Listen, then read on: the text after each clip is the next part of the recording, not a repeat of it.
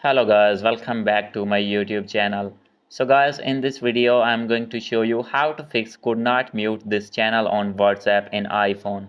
So guys, if you're using iPhone and when you want to mute any WhatsApp channel facing this issue again and again, as you can see here. So guys, how can you fix this problem? Easily you can fix this problem. So let's start without wasting any time.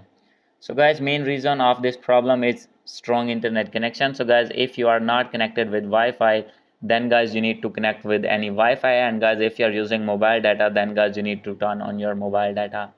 And guys, second main reason is your network problem. So guys, simply you need to reset your network settings from here, as you can see. And guys, after reset network settings, your problem will be fixed.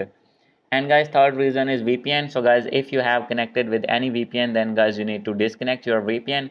And guys, after doing this, you need to go back. And guys, after doing these settings, your problem will be fixed, as you can see here. Now I am going to mute this channel, as you can see. And successfully I have muted this channel. So guys, after doing this, if still not fix your problem, then guys you need to open your app store here and guys search here WhatsApp.